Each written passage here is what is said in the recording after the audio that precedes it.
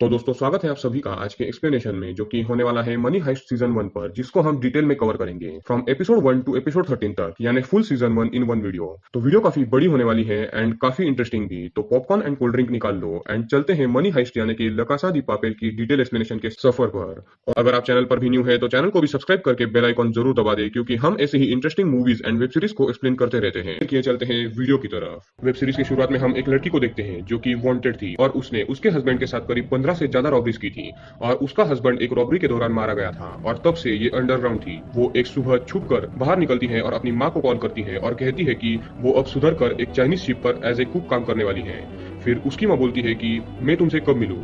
वो लड़की बोलती है कि क्या तुम अकेली हो, और उसकी मॉम पीछे देखती है और पीछे पूरी की पूरी पुलिस फोर्स थी और वो उस लड़की को ट्रैक कर रही थी। उसकी माँ बोलती है कि हाँ वो अकेली ही है। वो लड़की बोलती है कि तुम मुझे ग्रोसरी स्टोर पर आकर मिलो। वो अपनी माँ से मिलने जा ही रही थी पर तब उसे एक आदमी मिलता है और गाइस बिलीव मी ये आदमी बहुत जीनियस है। वो उस लड़की को अपने गाड़ी में बिठाता है और वो लड़की उसे गन दिखाकर बोलती है कि तुम पुलिस हो या कौन हो। तो वो बोलता है कि मैं तुम्हें बचाने आया हूँ, तुम्हारे घर पर पहले से ही पुलिस आई हुई है। और वो उसे उसकी फोटोज भी दिखाता है और वो बोलता है कि तुम मुझे प्रोफेसर बुला सकती हो गाइज। और ये आदमी उस लड़की को बोलता है कि वो एक बैंक लूटने जा रहा है और उस लूट के लिए वो ऐसे लोगों को ढूंढ रहा है जिनके पास खोने के लिए ज्यादा कुछ ना हो।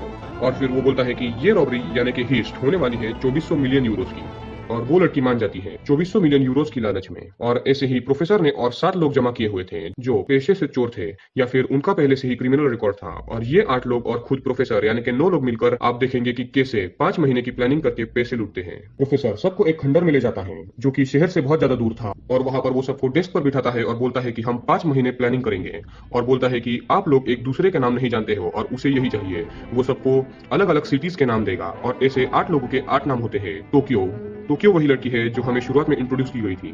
बर्लिन जिसने 27 रॉबरीज की थी। मॉस्को, डेनिवर, रियो जो हैकर था और 2 ट्विंस ऑस्लो एंड हेलिस की। और फिर आती है नैरोबी।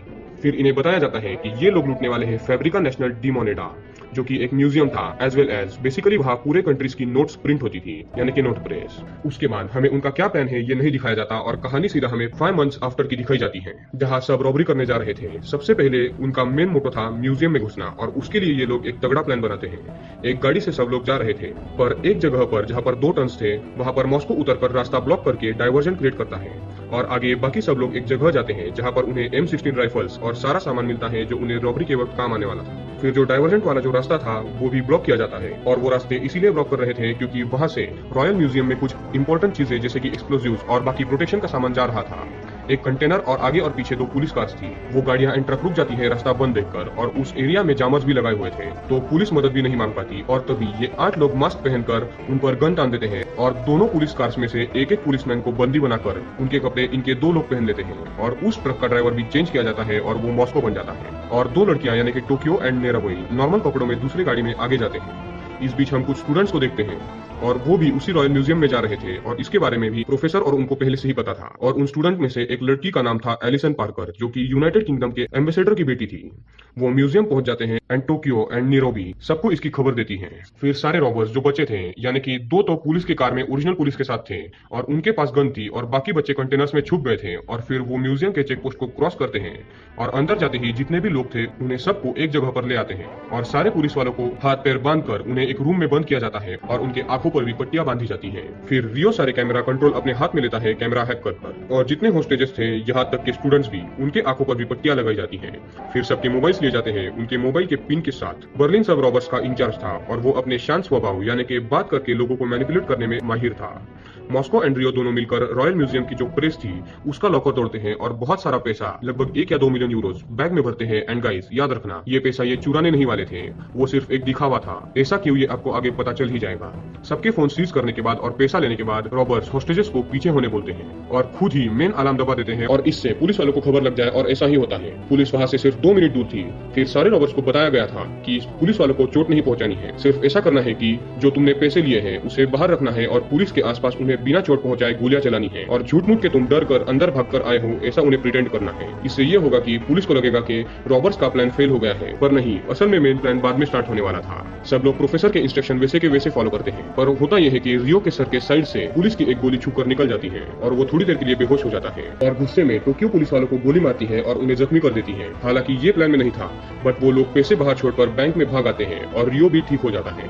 एपिसोड 1 यहीं पर खत्म होता है एंड एपिसोड 2 की शुरुआत में सब टोक्यो पर गुस्सा थे कि पुलिस को चोट क्यों पहुंचाई एंड प्रोफेसर भी टोक्यो को इस बारे में समझाता है। फिर ये खबर सारे पुलिस फोर्स को रॉयल म्यूजियम के बाहर खींच लाती है और म्यूजियम के बाहर कैंप वगैरह लगाए जाते हैं पुलिस के द्वारा और यही रॉबर्ट्स का प्लान था एंड ये रॉबर्ट्स एंड प्रोफेसर काफी ज्यादा शातिर थे। वो एक दूसरे से बात एनालॉग तरीके से कर रहे थे बिना किसी रेडियो सिग्नल के और उनके कोई भी कॉल्स बाहर किसी को पता नहीं चल रहे थे और कोई भी उनकी बातें ना तो सुन पा रहा था ना उन्हें ट्रैक कर पा रहा था। अंदर बर्लिन बोलता है कि अब हमारे पास थोड़ा टाइम है जब तक बाहर पुलिस सब कुछ सेटअप करती है। रियो यूके के एम्बेसडर की लड़की को अलग रूम में बंदी बनाता है यानी एलिसन पार्कर को और उसे भी रॉबर्ट्स जैसे कपड़े पहनाए जाते हैं। उसके बाद पुलिस इंचार्ज इंस्पेक्टर म्यूजियम के रॉबर्ट्स को कॉल लगाती है एंड बर्लिन कॉल ट्रांसफर करता है सीधा प्रोफेसर को जो बैंक से बाहर बैठा था उसी खंडर में जहां पर उन्होंने सारी प्लानिंग बनाई थी। और प्रोफेसर ने वॉइस चेंजर का इस्तेमाल करके पुलिस से बात की और कहा कि उन्हें एक हेलीकॉप्टर चाहिए ब्राजील जाने के लिए। बट ऑफ कोर्स ये भी एक चाल थी और प्रोफेसर को पुलिस को ये बताना था कि वो बहुत ज्यादा शांत है और उन्होंने हर चीज की तैयारी कर रखी है, चाहे कुछ भी हो जाए वो तुम्हें हरा सकते हैं। और पुलिस को ये समझ जाता है कि ये बंदा इतने शांति से बात कर रहा है मतलब इनकी प्लानिंग कुछ बड़ी है। फिर उसके बाद बर्लिन सारे हॉस्टेजेस को बोलता है कि अब से सब उसकी बात मानेंगे नहीं तो वो सबको गोली मार देगा और वो सबके मास्क उतरवाता है एंड फिर सब लोगों को भी रॉबर्ट्स जैसे ही कपड़े एंड मास्क दिए जाते हैं एंड उसके साथ नकली गन्स भी। मीनवाइल यूके के एम्बेसडर से पुलिस को ऑर्डर आता है कि कमांडोज की टीम लेकर उसके बेटी को बाहर निकाला जाए और यही सबको चाहिए था यानी कि उन रॉबर्ट्स को। अब अगर कमांडोज अंदर आते तो वो ऑब्वियसली सारे रॉबर्ट्स को मार देते, इसीलिए रॉबर्ट्स ने सारे हॉस्टेजेस को भी उनके जैसे कपड़े पहना दिए थे और उन्हें गन्स भी दे रखी थी। इससे दो चीजें होती, स्क्वाड को पता नहीं चलता कि असली रॉबर कौन है एंड नकली कौन और वो किसी को नहीं मार पाते ताकि इनोसेंट की जान ना जा पाए। और दूसरा ये कि किसी को पता ना चले कि असल में रॉबर्ट्स की संख्या कितनी है। वो कुल थे 8 लोग पर बाहर किसी को भी पता नहीं था कि वो असल में कितने हैं। एंड गाइस प्रोफेसर ने इसका स्टडी भी किया हुआ था, उसने सबको पहले ही 5 मंथ के ट्रेनिंग में बताया था कि पुलिस 4 जगहों से यानी कि वो कमांडोज 4 जगह से अंदर आएगी, मेन डोर से, उसके बाद लोड एरिया से, उसके बाद इमरजेंसी एग्जिट एंड फिर रूफ टॉप से। इन 4 जगहों से वो अंदर आ सकते हैं पर वो शुरुआत करेगी लोड एरिया से और प्रेडिक्शन सही निकलता है। लोड एरिया से कमांडो स्क्वाड आने लगती है पर पहले ही सब तैयार थे। जैसे ही ड्रिल करके डोर के अंदर कैमरा लगाया जाता है दूसरी तरफ सारे रॉबर्ट्स मशीन गन एंड सारे हथियारों के साथ तैयार थे और दूसरी तरफ रियो एलिसन पार्कर पर गन तानकर उससे एक कॉल करवाता है बाहर की पुलिस को और एलिसन बोलती है कि सारे हॉस्टेजेस को भी रॉबर्ट्स के कपड़े पहनाए गए हैं तो कमांडो टीम अंदर आई तो वो रॉबर्ट्स समझकर सबको मार देगी, तो प्लीज कमांडोज को रोको। एंड ऐसा ही होता है, इनोसेंट हॉस्टेजेस यानी बंदी मारे ना जाए इसलिए मिशन को अबॉर्ट किया जाता है और सारे के सारे कमांडोज बाहर के डोर से ही पीछे चले जाते हैं और अंदर नहीं आ पाते। और अब मेन पार्ट यहाँ से स्टार्ट होता है दोस्तों। जैसे ही स्क्वाड रिटर्न जाती है अंदर सब खुश होते हैं एंड नीरोबी जो है वो एक लिस्ट बनाकर उन लोगों को बुलाती है जो नोट प्रेस में काम करते थे और फिर करोड़ों नोट छापने का काम स्टार्ट होता है और हर एक मिनट में $500,000 छापे जा रहे थे और सारे रॉबर्ट्स इतना पैसा देखकर बहुत खुश हो चुके थे क्योंकि उन्हें 2400 मिलियन यूरो जो छापने थे। एंड बाहर पुलिस इंस्पेक्टर जो कि अब तक सब कुछ संभाल रही थी वो ये वाला केस इंटेलिजेंस डिपार्टमेंट को देकर खुद उस केस से बाहर हो जाती है क्योंकि उसे ऊपर का प्रेशर पसंद नहीं आता यानी कि यूके के एम्बेसडर का प्रेशर। थोड़ी देर में एक कॉफी शॉप में वो जाती है, वहाँ उसका फोन स्विच ऑफ था तो उसे एक अनजान आदमी बोलता है कि क्या मैं तुम्हें मदद कर सकता हूँ, तो वो उसे हाँ बोलती है और उसका फोन मांगती है। एंड गाइस वो अनजान आदमी था प्रोफेसर एंड वो पुलिस इंस्पेक्टर को उसके मॉम को कॉल करने के लिए अपना ही फोन देता है और इस इंस्पेक्टर को भनक तक नहीं थी कि उसके सामने उस पूरे नोट प्रेस एंड म्यूजियम के हीस्ट यानी रॉबरी का मास्टरमाइंड उसके सामने बैठा है। एंड एपिसोड 2 भी यही पर खत्म होता है। अब आगे हम रॉबरी का अगला दिन देखते हैं एपिसोड 3 में, जहाँ सारे हॉस्टेजेस सोए हुए थे और मॉस्को उन्हें जगाता है और काम पे लगाता है। उस नोट प्रेस में उन्होंने अभी तक से 52 मिलियन यूरो छाप लिए थे एंड जैसा आपको पता है कि उन्हें टोटल पैसे छापने थे 2400 मिलियन यूरो। गाइस यहाँ पर प्रोफेसर सबसे मेन रोल निभा रहा था। वो म्यूजियम के बाहर थोड़ी दूर से एक जगह रेंट लेकर वहाँ सब कुछ कंट्रोल कर रहा था जैसे कि कैमराज, पुलिस से बातें करना एक्सेट्रा। और रॉबरी की ये शुरुआत ही थी कि रॉबर्ट्स को एक झटका लगने वाला था सिर्फ एक लव स्टोरी के चलते। असल में रियो एंड टोक्यो में अफेयर चल रहा था और इसके चलते इन दोनों को ही आगे परेशानी होने वाली थी। मीनवाइल इंचार्ज बर्लिन एक हॉस्टेज जिसका नाम था मोनिका उसे रॉयल म्यूजियम के बाहर ले आता है एक लेटर के साथ जिसमें लिखा हुआ था कि हम टोटल 67 हॉस्टेजेस हैं और सब परफेक्ट हेल्थ में हैं, किसी को चोट नहीं लगी है और सब ठीक है। एक स्नाइपर बर्लिन पर गन पॉइंट करके बैठा था एंड शूटिंग के ऑर्डर के लिए रुका था बट तभी सारे रॉबर्ट्स एंड मोनिका अंदर चले जाते हैं। फिर बर्लिन जितने हॉस्टेजेस थे उनमें से कुछ लोग जो हट्टे कट्टे थे उन्हें एक जगह ले जाता है जहाँ उन्हें एक अंडरग्राउंड टनल खोदना था। बट गाइस ये भी एक चाल थी, दिखाने के दांत अलग और खाने के दांत अलग। उन्होंने सारी प्लानिंग की थी कि ये हॉस्टेजेस को अलग जगह टनल खोदने बोलेंगे और खुद अलग जगह टनल खोदेंगे बिना किसी को बताए। एंड इमरजेंसी सिचुएशन में पुलिस को लगे कि सारे रॉबर्ट्स हॉस्टेजेस ने बनाए हुए टनल से भागे हैं। उसके बाद बर्लिन जो लोग पेशेंट्स थे यानी कोई डायबिटिक पेशेंट था या फिर कोई प्रेग्नेंट था, जस्ट वैसे लोगों को वो दवाइयों के बारे में पूछ लेता है ताकि उनके लिए बाहर से मेडिकेशंस मंगाए जाए और साथ ही साथ वो सारे लोगों के लिए खाना भी मंगा सके। उसके बाद वो सारे हॉस्टेजेस को परमिशन दे देता है कि वो अपने फैमिलीज को एक के बाद वो सब ठीक है इसकी वीडियो बनाकर सेंड कर सकता है, पर तब उनके साथ एक रॉबर होगा निगरानी के लिए। बट यहाँ ये दोनों बेवकूफी करते हैं यानी कि रियो एंड टोक्यो। एलिसन पार्कर जो है वो वीडियो बना रही थी पर वो ठीक से बोल नहीं पा रही थी एंड रियो उसके साथ था। वो कहता है कि शांत हो जाओ एक्सेट्रा। वो थोड़े से उसे बातचीत करता है और पीछे से टोक्यो आती है जिसे जलन हो रही थी क्योंकि रियो बात कर रहा था एलिसन से। रियो जल्दी से एलिसन का फोन बेवकूफी करके उसके पास ही छोड़कर टोक्यो से बात करने लगता है और उनमें झगड़ा होता है। मौका देखकर एलिसन फोन उठाती है एंड इंटरनेट स्टार्ट करती है। जैसे ही फोन कनेक्ट होता है पुलिस को खबर लग जाती है कि एलिसन का फोन एक्टिवेट हुआ है और वो उस फोन को हैक करके उसके rear camera and selfie camera से लाइव फुटेज रिकॉर्ड कर लेते हैं। पर रियो का उस पर ध्यान जाता है और वो जल्दी से फोन लेकर उसे तोड़ देता है। बट तब तक देर हो चुकी थी क्योंकि पुलिस को रियो का चेहरा दिख जाता है एंड आगे रियो को थोड़ी प्रॉब्लम भी होने वाली थी। पुलिस वाले बहुत ज्यादा खुश थे कि एटलीस्ट इतने सारे रॉबर्स में से एक का तो चेहरा दिखा। राकेल अपने घर पे थी तभी उसको उसके सीनियर की ऑर्डर आती है कि वो फिर से रॉबरी केस को टेक ओवर करे। रॉयल म्यूजियम में उस म्यूजियम का मैनेजर आर्टुरो और एक बंदा जो टनल बना रहा था वो ये चेक करते हैं कि रॉबर्स के पास क्या क्या हथियार हैं। तो उन्हें बहुत सारे एम्यूनेशंस और प्लास्टिक एक्सप्लोजिव्स दिखते हैं। यानी कि गाइस इन रॉबर्स का और भी कुछ प्लान था इन प्लास्टिक एक्सप्लोजिव्स को लेकर। जो क्या है ये हमें आगे पता चल ही जाएगा। इंस्पेक्टर राकेल फिर से चार्ज लेती है और कैंप में पहुंचती है और वहां पर पहुंचते ही रिकॉर्ड फुटेज जिसमें रियो का चेहरा दिखा था उसे फिर से प्ले करने बोलती है। तब उन्हें एक वॉल पे सबके फोन्स लगाए हुए दिखते हैं। राकेल दिमाग लगाकर कॉल करती है प्रोफेसर को जिसने अपनी आवाज बदली हुई थी। प्रोफेसर पहले बोलता है कि उन्हें खाना एंड मेडिकेशन चाहिए हॉस्टेजेस और उनके लिए। इंस्पेक्टर उनकी रिक्वेस्ट एक्सेप्ट करती है। फिर बोलती है कि उसके पास म्यूजियम के अंदर की इमेजेस हैं और उसे एक बंदे का पता भी चल गया है और वो अब जल्द ही बाकियों का भी यानी कि बाकी रॉबर्स का भी पता लगा लेंगे। वो बोलती है कि मैं तुम्हें एक ऑफर देती हूँ, अगर तुमने सरेंडर किया तो मैं गारंटी लेती हूँ कि तुम्हें सिर्फ 8 साल की सजा सुनाई जाएगी और तुम्हारे पास कोई प्लान बी भी नहीं बचेगा अगर उसने सब रॉबर्स का पता लगा लिया तो। प्रोफेसर कॉन्फिडेंटली जवाब देता है कि then we will activate plan C. यानी कि प्रोफेसर ने सब कुछ सोच कर रखा हुआ था और इंस्पेक्टर जो थी वो इन्हें अंडर एस्टिमेट कर रही थी। दूसरी तरफ मैनेजर ऑल्ट्रो बहुत ज्यादा फुदक रहा था। वो मोनिका को बोलता है कि उसके ऑफिस में उसके जैकेट में एक एक्स्ट्रा फोन है जिससे वो पुलिस को कॉल कर सकते हैं। एंड दूसरी ओर प्रोफेसर बर्लिन को ऑर्डर देता है कि जिसने वो फोन एक्टिवेट किया था जिससे रियो का चेहरा सबको पता चला उसे ढूंढो। पुलिस के पास अंदर की जानकारी पहुंच गई है। बर्लिन गुस्से में सारे हॉस्टेजेस को पूछता है कि वो किसका फोन था। कोई आगे नहीं आता तो बर्लिन बूढ़े आदमी के कपड़े सबके सामने उतरवाता है। पर रहम खाकर रियो खुद ही बर्लिन को बताता है कि एलिसन ने फोन एक्टिवेट किया था और तब उसका ध्यान नहीं था। बर्लिन गुस्से में आकर हेलसिंकी एंड ओस्लो को ऑर्डर देता है कि रियो को सबक सिखाओ ताकि आगे से ऐसी गलती ना हो पाए और ये दोनों रियो को बेरहमी से पीटते हैं। बाहर पुलिस को रियो का बायोडेटा मिल जाता है और वो उसके पूरे बायोडेटा को ऑन एयर सब न्यूज चैनल में दे देते हैं और फिर रॉबर्ट्स ने डिमांड की हुई चीजें अंदर ले जाई जाती हैं और सामान मिलते ही रॉयल म्यूजियम के दरवाजे फिर से बंद हो जाते हैं। मोनिका जो एक हॉस्टेज थी वो ऑल्ट्रो के जैकेट से फोन ले लेती है और उसे छुपा देती है। इंस्पेक्टर लंच ब्रेक में फिर से बार में जाती है एंड वहां फिर से प्रोफेसर आ जाता है। एंड गाइस बिलीव में मुझे यहाँ पर लगा था कि सब कुछ खत्म हो गया क्योंकि इंस्पेक्टर और वो थोड़ी बातें करते हैं और तब इंस्पेक्टर को एक कॉल आती है जिसमें उसे बोला जाता है कि 2 लोग आइडेंटिफाई हो चुके हैं और उसके व्हाट्सएप पे 2 इमेज आती हैं। प्रोफेसर उन इमेजेस को देखने की कोशिश करता है और इंस्पेक्टर गुस्से में उसे पकड़कर अरेस्ट करती है और पूछती है कि कहाँ है वो। प्रोफेसर को लगता है कि वो पकड़ा गया बट इंस्पेक्टर बोलती है कि रिकॉर्डर कहाँ है और तुम कौन से न्यूज चैनल से हो जो मुझे हर बार फॉलो कर रहे हो। पर जैसे तैसे अपनी आइडेंटिटी सैल्वा बताकर और बार के मैनेजर की मदद से वो अपने आप को छुड़ाता है। इंस्पेक्टर गुस्से में वहां से चली जाती है।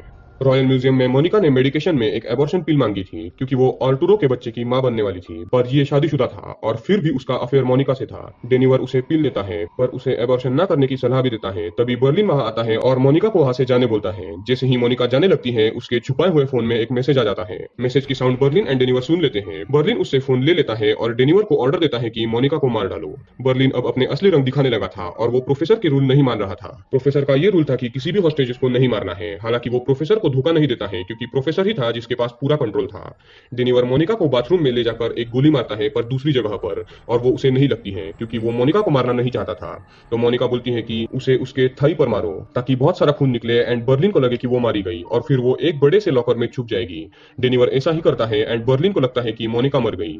दूसरी तरफ टोक्यो देखती है कि रियो बहुत ज्यादा जख्मी है। गुस्से में वो 3 कैमरास तोड़ देती है गोली मारकर और प्रोफेसर को वार्निंग देती है कि अगर फिर से बर्लिन ने या फिर किसी और ने रियो को छुआ तो वो उसे भी गोली मार देगी। पर प्रोफेसर एक ही बात बोलता है कि तुम दोनों की तस्वीरें पूरे वर्ल्ड में सर्कुलेट हो गई हैं, यानी रियो एंड टोक्यो की, एंड तुमने हमारे एस्केप प्लान को चौपट कर दिया है। और प्रोफेसर टेंशन में आ जाता है। पुलिस ने टोक्यो को भी ऐसे ढूंढा था कि उन्होंने रॉयल म्यूजियम की पुरानी फुटेजेस चेक की जिसमें रियो एंड टोक्यो आए हुए थे उस म्यूजियम को देखने और तब इनके चेहरे कैमरा में कैद हुए थे। इंस्पेक्टर प्रोफेसर को फोन करके सरेंडर करने बोलती है तो प्रोफेसर काफी होशियारी से जवाब देता है और बोलता है कि बचपन में चोर पुलिस के खेल में क्या कभी तुमने किसी भी ऐसे बच्चे को देखा है जिसने खुद से पुलिस को सरेंडर किया हो। पुलिस का काम होता है कि वो चोरों को पकड़ कर दिखाए। तभी प्रोफेसर के फोन पर एक कॉल आता है और वो कॉल था इंस्पेक्टर की मॉम का। आपको याद ही होगा कि इंस्पेक्टर ने प्रोफेसर के फोन से कॉल किया था उसकी मॉम को शुरुआत में, तो उसकी मॉम उसी नंबर पे कॉल बैक करती है।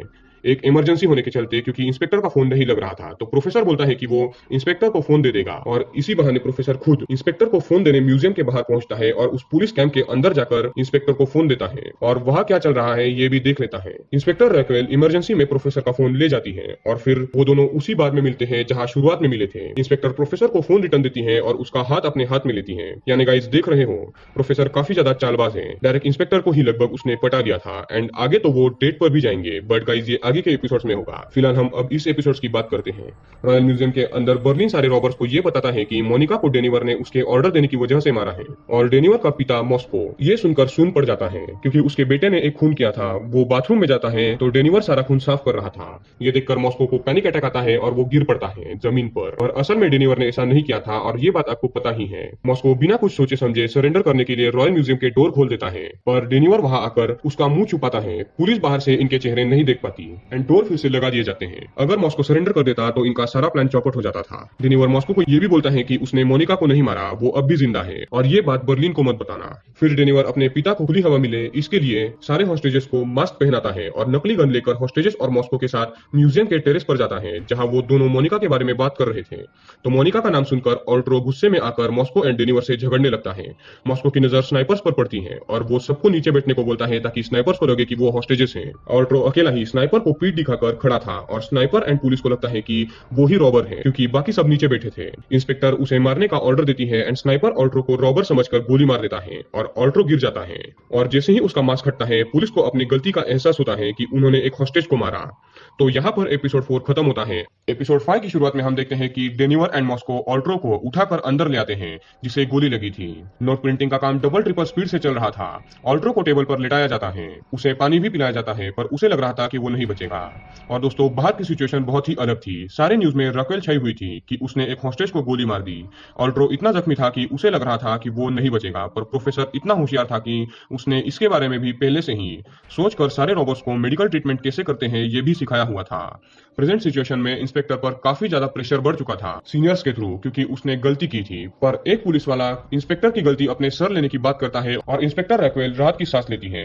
फिर वो प्रोफेसर को कॉल लगाती है एंड गाइस ये एपिसोड काफी ज्यादा इंटरेस्टिंग एंड ट्विस्ट देने वाला है। प्रोफेसर उल्टा इंस्पेक्टर को बोलता है कि एक हॉस्टेज को क्यों मारा। इंस्पेक्टर बोलती है कि एम्बुलेंस रेडी है, जख्मी हॉस्टेज यानी ऑल्ट्रो को बाहर आने दो।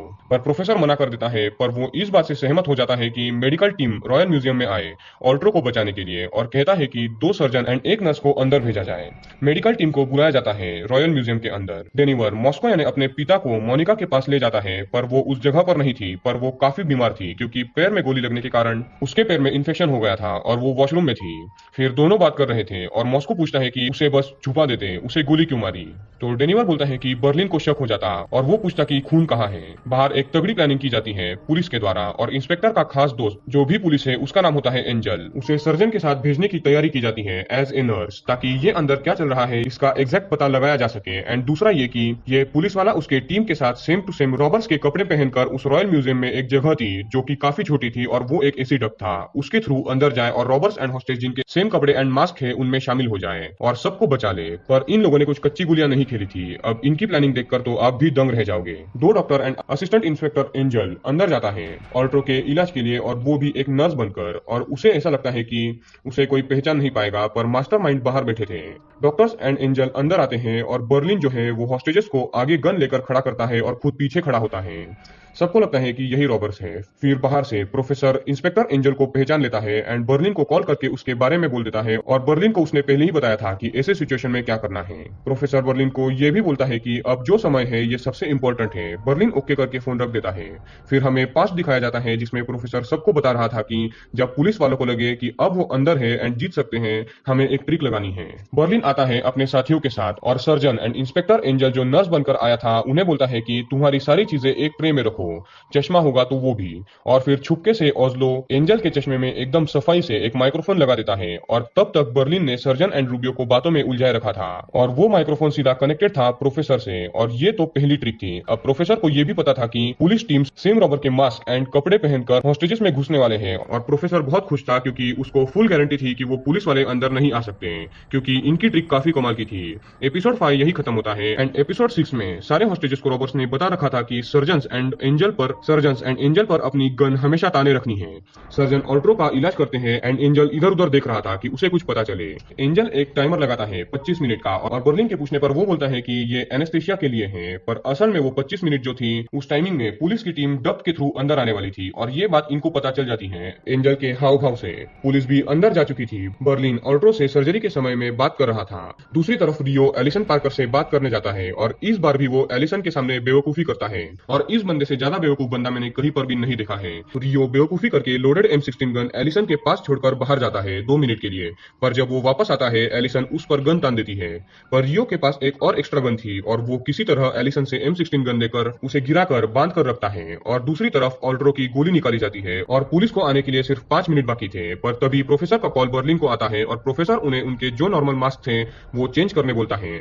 यानी गाइस पुलिस जो है वो इन मास्क के साथ अंदर आ रही थी, पर सारे रॉबर्स ने हॉस्टेजेस एंड अपने मास्क बदल लिए ताकि जो पुलिस वाले अंदर नॉर्मल मास्क के साथ आएंगे वो पकड़े जाए। क्या दिमाग लगाया है। जैसे ही सब इंस्पेक्टर इनके चेंज्ड मास्क देखता है उसे टेंशन आने लगती है और वो जल्द से जल्द बाहर जाकर सबको ये बताकर पुलिस की टीम को अंदर जाने के लिए रोकना चाहता था। पर जैसे ही पुलिस टीम अंदर जा रही थी, अंदर जैमर्स होने के कारण इंस्पेक्टर उनसे ठीक से बात नहीं कर पा रही थी। तभी सर्जन एंड एंजल बाहर आते हैं एंड मिशन अबॉर्ट करने बोलते हैं, पर कम्युनिकेशन लॉस्ट हो चुका था। पर किसी तरह बार बार थोड़े सिग्नल पर अबॉर्ट मिशन बोलने पर पुलिस टीम को पता चल जाता है और वो रिटर्न जाने लगती है और रॉबर्ट्स का प्लान सक्सेसफुल होता है। अब थोड़ी देर में नायरोबी को भी पता चल जाता है कि मोनिका मरी नहीं है और वो भी डेनिवर एंड मॉस्को की मदद करती है और मोनिका के पैर की गोली निकाली जाती है। एंड गाइस डेनिवर एंड मोनिका एक दूसरे से प्यार करने लगे थे। प्रोफेसर बर्लिन एंड सबको रिलैक्स होने बोलता है क्योंकि प्लान सक्सेसफुल था।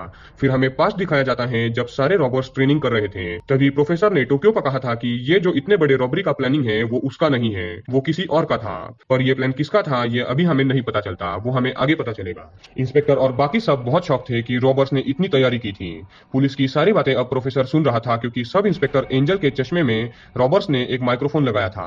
इंस्पेक्टर एक ट्रिक निकालती है, वो ये बोलती है कि रॉबर्स ने प्लानिंग तो की है पर वो प्लानिंग के लिए रॉयल म्यूजियम जरूर आए होंगे और वो 2 लोगों को ढूंढ चुके थे, रियो एंड टोक्यो को। पर और कोई ऐसा आया हो जिस पर शक हो या फिर कोई क्लू मिले, इसलिए पुलिस इंस्पेक्टर बोलती है कि सीसीटीवी फुटेज फिर से चेक करो। सारे पुलिस वाले अब ब्रेक लेते हैं क्योंकि रॉबर्ट्स एंड हॉस्टेजेस तो आराम से रात को सो जाते थे, पर पुलिस वाले 30 घंटे से नहीं सोए थे।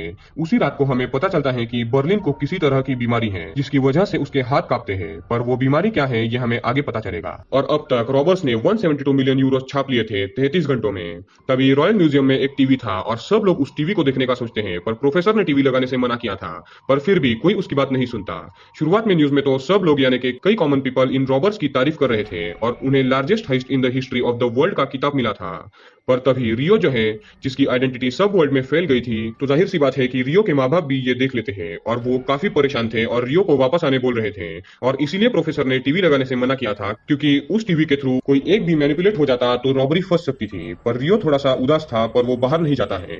दूसरी तरफ सब इंस्पेक्टर एंजल जो शादीशुदा था वो इंस्पेक्टर फिर भी रैक्वेल से प्यार करता था। रैक्वेल का डिवोर्स हो चुका था और 8 साल से वो अकेली ही थी, पर वो एंजल को इग्नोर करती है और रैक्वेल की मॉम उसे बोलती है कि वो आदमी कौन है, वो कैफे वाला जिसने तुम्हें हेल्प की थी और वो एक बार मेरा फोन आने पर हाइस्ट की जगह पर पहुंच गया था सिर्फ तुम्हें फोन देने। बेसिकली रैक्वेल की मॉम प्रोफेसर की बात कर रही थी और वो सलाह देती है कि रैक्वेल प्रोफेसर के साथ डेट पर जाए और रैक्वेल को प्रोफेसर ने अपना नाम सैल्वा बताया था। अपनी मॉम की सलाह सुनकर रैक्वेल भी काफी ज्यादा खुश थी। रात को टोक्यो जो है वो बर्लिन पर गुस्सा थी और वो इस बार गन बर्लिन पर पॉइंट करके उसे बोलती है कि अभी प्रोफेसर को कॉल करो और सच बताओ कि तुमने मोनिका को मार दिया है और ये प्रोफेसर के ऑर्डर के खिलाफ है। और गाइस जैसा कि आपको पता है कि मोनिका मरी नहीं है और वो जिंदा थी, पर ये सिर्फ 3 लोग जानते थे, डेनिवर, मॉस्को एंड नायरोबी। बाकियों को लगता है कि बर्लिन के ऑर्डर पर डेनिवर ने हॉस्टेज मोनिका को मार दिया है। बर्लिन ये बात प्रोफेसर को बता देता है और प्रोफेसर को काफी दुख होता है एंड गाइस इस बात की वजह से बर्लिन को आगे बहुत बड़ी कीमत चुकाने पड़ने वाली थी और एपिसोड 6 यहाँ पर एंड होता है। एपिसोड 7 की शुरुआत में इंस्पेक्टर को सुबह सुबह कॉल आता है कि उन्हें सीसीटीवी फुटेज में कुछ मिला है रॉयल म्यूजियम के बाहर। पुलिस सीसीटीवी चेक कर रहे थे तब रियो एंड टोक्यो ने एक कार लाई हुई थी और उस कार की चाबी जो है उसे लेते वक्त की फुटेज पुलिस को मिल जाती है। तो रैक्वेल उस चाबी से पता करवाती है कि वो कितनी पुरानी कार है और वो कार थी 1989 से 1996 के बीच की और उस कार से कार के मालिक की जानकारी और उसके साथ कार पर फिंगरप्रिंट भी मिल सकते थे और इंस्पेक्टर उस कार को ढूंढने की ऑर्डर देती है और ये सब बातें प्रोफेसर सुन रहा था और वो टेंशन में आ जाता है क्योंकि उसने हेलसिंकी को वो कार डिस्ट्रॉय करने दी थी, पर उसने वो कार डिस्ट्रॉय करने दी या नहीं ये फोन करके कंफर्म करता है। पर हेलसिंकी बोलता है कि उसने वो कार बस जंकयार्ड में छोड़ दी थी और उस कार को डिस्ट्रॉय करने के लिए जो 1000 यूरो मुझे दिए थे वो मैंने रख लिए, ऐसा हेलसिंकी विकी बोलता है। तो ये भी एक बेवकूफ था जिसने 1000 यूरो के लिए एक कार को डिस्ट्रॉय नहीं किया जिस पर सबके फिंगरप्रिंट थे, और प्रोफेसर उसे बहुत डांटता है कि तुम्हें 2400 मिलियन मिलने वाले थे पर फिर भी तुमने 1000 यूरो के लिए इतनी गिरी हुई हरकत की, और वो फोन रख देता है। प्रोफेसर जल्दी से खुद ही उस जंकयार्ड जाने के लिए निकलता है ताकि वो कार के ऊपर के फिंगरप्रिंट्स मिटा सके।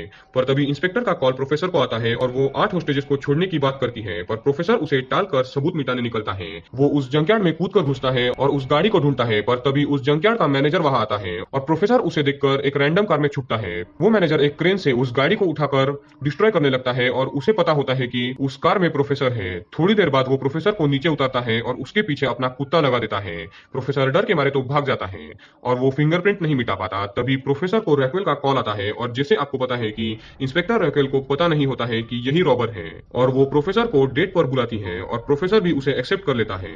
प्रोफेसर अपने बेस पर आता है और पुलिस को डिस्ट्रैक्ट करने के लिए झूठ मूठ का उन्हें बोलता है कि वो 8 हॉस्टेजेस को छोड़ देगा पर एलिसन पार्कर को नहीं, वो सबसे मेन है। और प्रोफेसर एक ऑफर इंस्पेक्टर को देता है कि वो एक तो अकेले एलिसन को जाने देगा या फिर 8 हॉस्टेजेस को।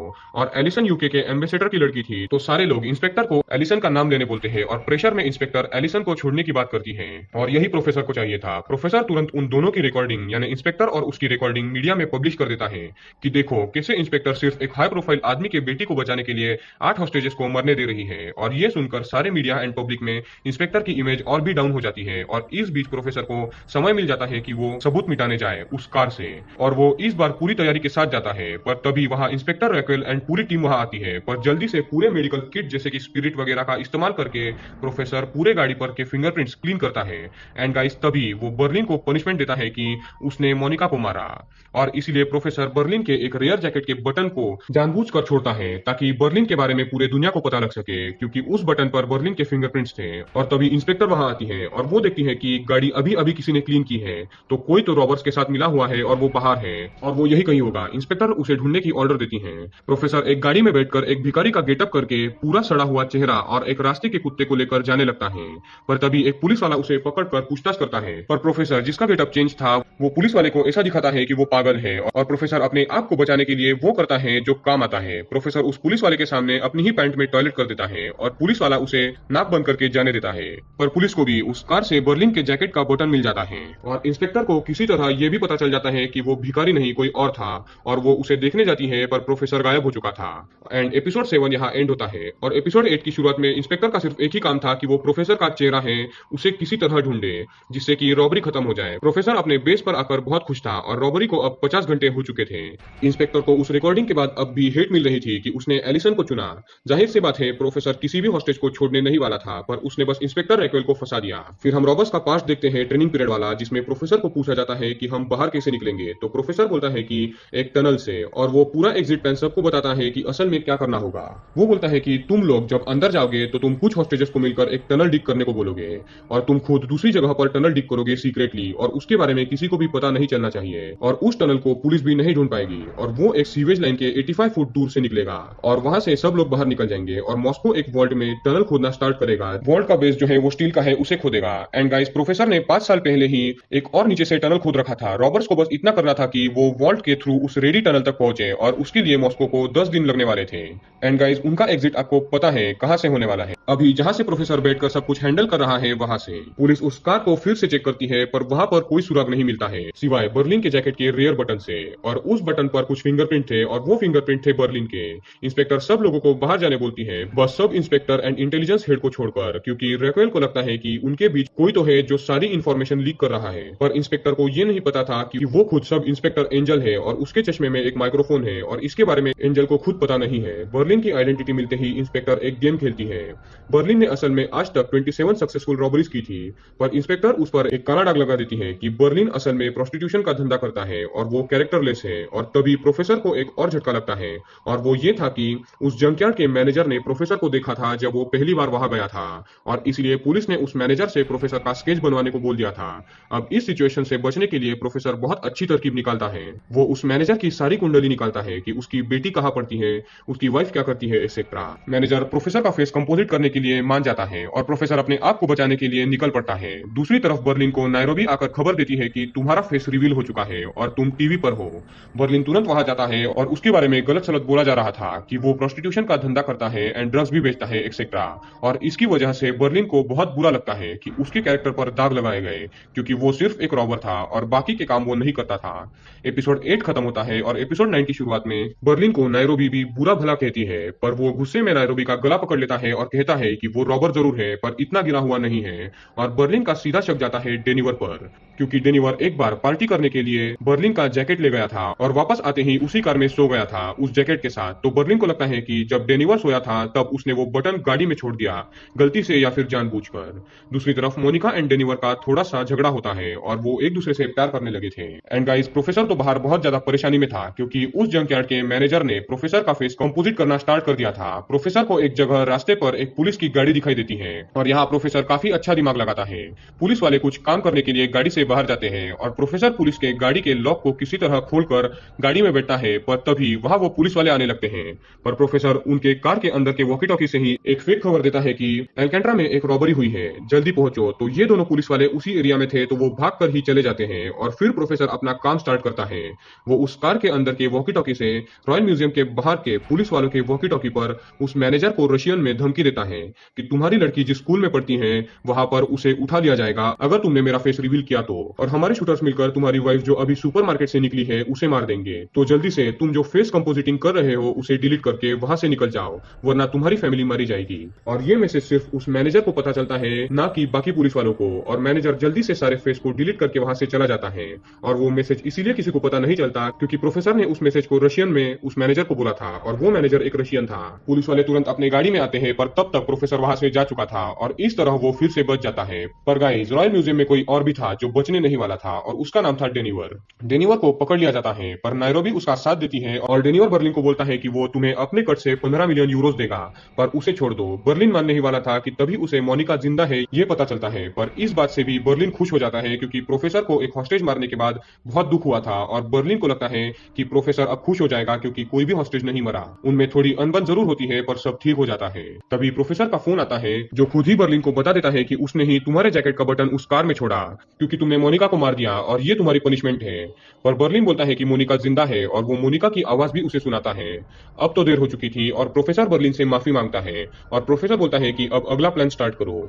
बर्लिन मान जाता है और अगला प्लान ये था कि सारे रॉबर्स एक बंद कमरे में सिर्फ ब्लैंक फायर करेंगे और हॉस्टेजेस को चिल्लाने को बोलेंगे ताकि पुलिस वालों को एंड अलग अलग कमरों में रखे हॉस्टेजेस पर रॉबर्स का दबदबा बना रहे। बाहर पुलिस वाले टेंशन में आ जाते हैं कि ये सब क्या हो रहा है। तब इंस्पेक्टर प्रोफेसर से बात करती है कि तुमने गोलियां क्यों चलाई, तो प्रोफेसर बोलता है कि वो गन्स टेस्टिंग कर रहे थे।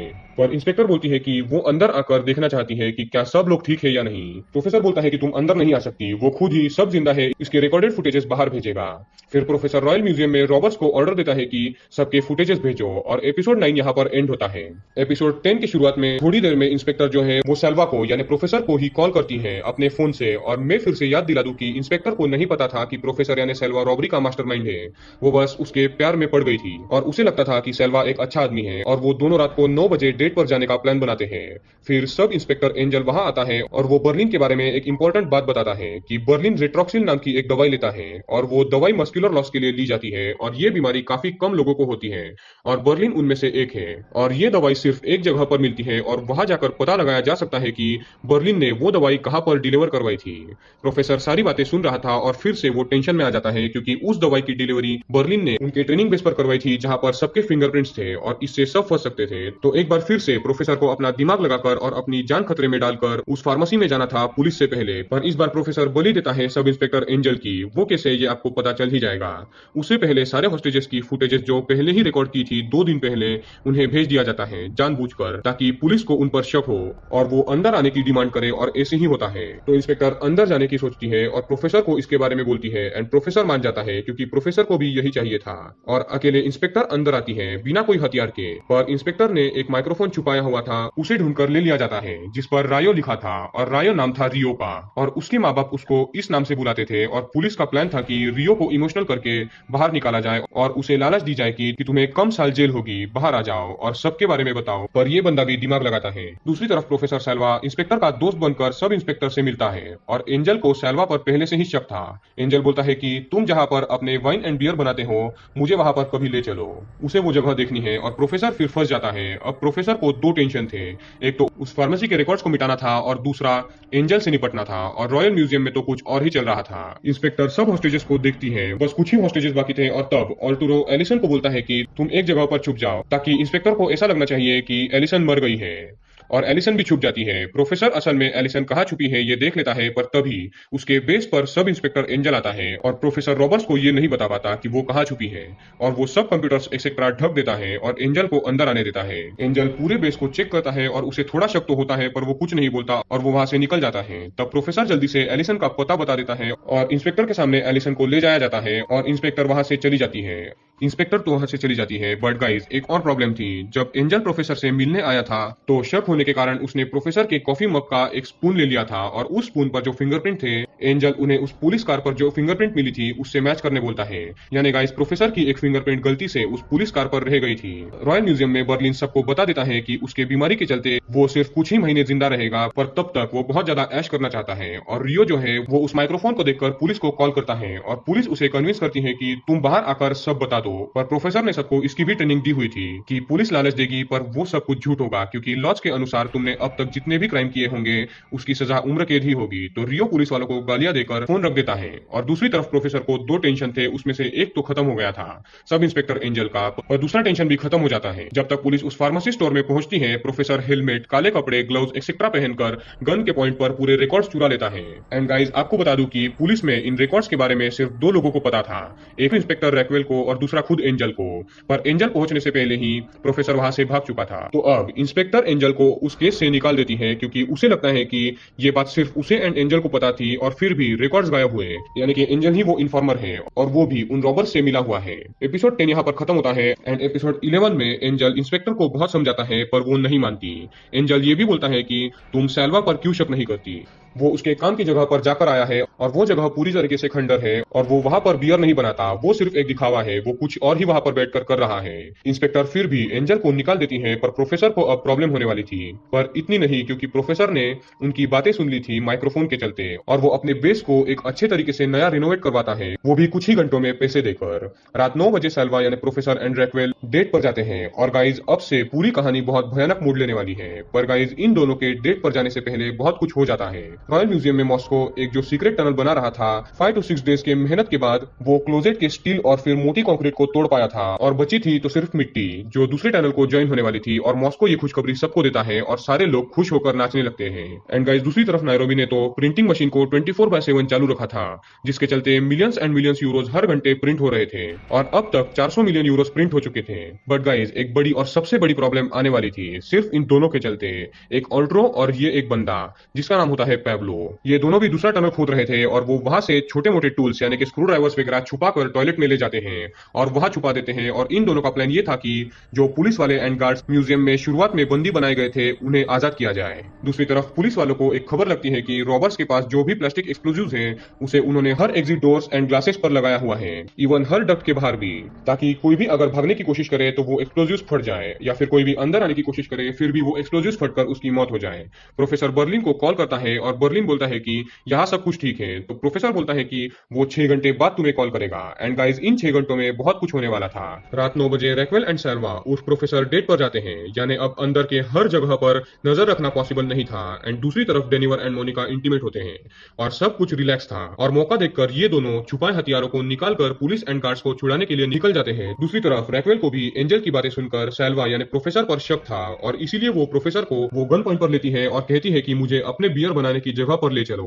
प्रोफेसर 12th एपिसोड के शुरुआत में उसे उस बियर बनाने की जगह पर ले जाता है जो उसने रिनोवेट करके जो मेन बेस था वो छुपा दिया था, जिससे रैकवेल का शक दूर हो जाता है, और फिर रैकवेल एंड प्रोफेसर दोनों भी इंटीमेट होते हैं। यानी गाइस अब जो मेन 2 लास्ट एपिसोड्स हैं यानी 12 एंड 13, ये दोनों सबसे मेन हैं जिसमें बहुत कुछ होने वाला है। एपिसोड 12 में ही एंजल जो है उसे पता चलता है कि सैल्वा यानी प्रोफेसर के घर से चम्मच पर के फिंगरप्रिंट्स एंड पुलिस के गाड़ी के फिंगरप्रिंट मैच करते हैं। एंजल दारू पीकर गाड़ी चला रहा था और वो रैकवेल के मॉम के फोन पर सारे सबूत के वॉइसमेल भेजता है, और तभी एंजल का एक्सीडेंट हो जाता है। दूसरी तरफ रैकवेल एंड प्रोफेसर मजे में थे, और तब रॉयल म्यूजियम में ये बंदे सारे के सारे पुलिस एंड गार्ड्स को छुड़ा लेते हैं, और इसकी खबर ऑल्ट्रो देता है डेनिवर को, क्योंकि उनमें लड़ाई हुई थी मोनिका को लेकर। और डेनिवर ऑल्ट्रो को बोलता है कि मैं तुम्हें जान से ना मारूं, उसका मुझे सिर्फ तुम एक रीजन बताओ। और तब ऑल्ट्रो बोलता है कि मुझे जान से मत मारो, मैं तुम्हें सबसे मेन बात बताता हूँ कि सारे पुलिस एंड गार्ड्स को एक बंदा छुड़ा कर वो सब भागने वाले हैं। एंड जब तक डेनिवर बर्लिन और सबको ये खबर दे पाता तब तक देर हो चुकी थी। सारे गार्ड्स ओस्लो के सर पर मारकर एग्जिट डोर पर लगे हुए प्लास्टिक एक्सप्लोजिव्स को फोड़ देते हैं और जिसकी वजह से दरवाजा भी टूट जाता है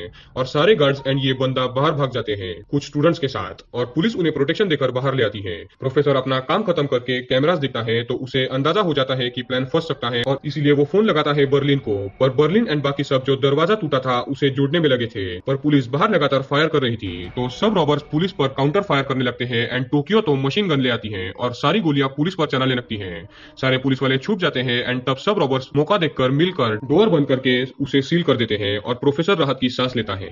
इंस्पेक्टर एंड पुलिस टीम को एक और बुरी खबर मिलती है कि एंजल का एक्सीडेंट हुआ है और उसकी कंडीशन नाजुक है। एंड गाइस इसी मुठभेड़ के साथ एपिसोड 12 भी एंड होता है जिसमें सिर्फ एक्शन था। एंड गाइस अब बाकी था एपिसोड 13 जो कि मनी हाइस्ट सीजन 1 का लास्ट एपिसोड है। रॉयल म्यूजियम में ओज़लो को गार्ड के चलते सर पर मारने से काफी ज्यादा चोट आई थी और उसका ब्रेन डैमेज हो चुका था, जिसके चलते हेलसिंकी बहुत गुस्सा था। डेनिवल बोलता है कि उसको इस एस्केप के बारे में ऑल्ट्रो ने बोला था और तब उसे सच्चाई पता चली। हेलसिंकी ओज़लो को इस हालत में देखकर बहुत रोता है और एस्केप के बारे में सुनते ही बाकी बचे हॉस्टेजेस विद्रोह कर देते हैं, पर गन पॉइंट से उन्हें शांत किया जाता है। तब हमें फिर से पुराना ट्रेनिंग पीरियड दिखाया जाता है जिसमें प्रोफेसर ने इसके बारे में भी सोच रखा था और सबको कहा कि अगर कुछ हॉस्टेजेस भाग जाएं तो बाकी बचे हॉस्टेजेस जो हैं वो इतनी देर दूसरे के कंट्रोल में रहने की वजह से माइंड डिफेंस सिस्टम के चलते विद्रोह करेंगे और ये इंसानी फितरत है और उस इंसानी फितरत को एक चीज से अपनी तरफ किया जा सकता है, पैसों का लालच देकर। और फिर वो प्लान एक्टिवेट होता है। सारे हॉस्टेजेस को पैसे या फिर फ्रीडम चूज करने का ऑप्शन पूछा जाता है। जो हॉस्टेजेस पैसे चूज करते हैं उन्हें साथ काम करने बोला जाता है और जो फ्रीडम चुनते हैं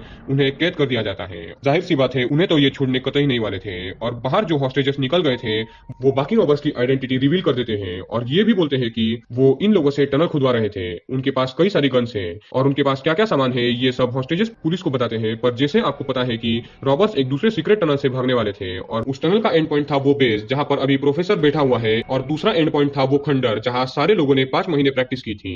दूसरी तरफ एंजल ने सेल्वा यानी प्रोफेसर के खिलाफ जो सबूत मिले थे वो वॉइसमेल के थ्रू रैक्वेल के मॉम को भेजे थे, पर इंस्पेक्टर की मॉम भुलक्कड़ थी तो उसने उन मैसेजेस को एक कागज पर लिख कर रखा था।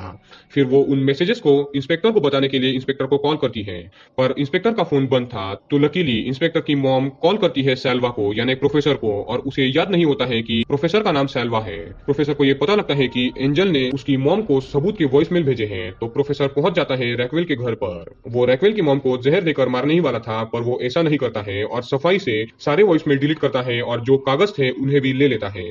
तभी घर पर रैक्वेल आती है। फिर वो थोड़ी बातें करते हैं पर तभी रैक्वेल को एक आइडिया आता है और वो अपने टीम को ऑर्डर देती है कि इतने सारे रॉबर्स ने ट्रेनिंग कहीं ना कहीं तो की होगी किसी सुनसान जगह पर, तो उस जगह को ढूंढो और थोड़ी ही देर में उस जगह का पता भी चल जाता है और वो वही जगह थी जहां पर इन लोगों ने ट्रेनिंग की थी। प्रोफेसर बहुत ज्यादा टेंशन में आता है और गरीबी में आटा गिला ये कि रैक्वेल बोलती है कि क्या तुम गाड़ी ड्राइव कर सकते हो और वो प्रोफेसर को ही ड्राइवर बनाकर उस जगह ले जाती है जहाँ सब ने ट्रेनिंग की थी और वहाँ प्रोफेसर से लेकर हर एक रॉबर के फिंगरप्रिंट वहाँ पर थे और साथ ही साथ रॉबर्स ने जो खाया पिया था उसके सलाइवा के भी सैंपल्स इन लोगों को मिल जाते हैं। एक और बात ये कि वहीं से एक टनल था और उस टनल का दूसरा छोर सीधा बैंक में खुलता था। एंड गाइस हम प्रोफेसर को टेंशन में उस जगह के बाहर गाड़ी में बैठा हुआ देखते हैं और फिर एपिसोड 13 यहीं पर एंड होता है इसी सस्पेंस के साथ कि क्या प्रोफेसर पकड़ा जाएगा या नहीं। बट गाइस डोंट वरी, इसका जवाब हमें इस सीरीज यानी कि मनी हाइस्ट के सीजन 2 में मिलेगा और इस सीरीज के कुल 4 सीजन है गाइस। यानी अब आपको अंदाजा हो गया होगा कि अभी तो प्रोफेसर पकड़ा नहीं जाएगा और वो अब एस्केप के लिए क्या दिमाग लगाता है और क्या ये रॉबर्स मिलकर 2400 मिलियन यूरोज लेकर भाग पाएंगे या नहीं। ये जानने के लिए हम अगली बार कुछ ही दिनों में एक्सप्लेन करेंगे सीजन 2 ऑफ मनी हाइस्ट यानी ला कासा दी पापेल सीजन 2। तो चैनल को सब्सक्राइब करके बेल आइकन जरूर दबा के रखना।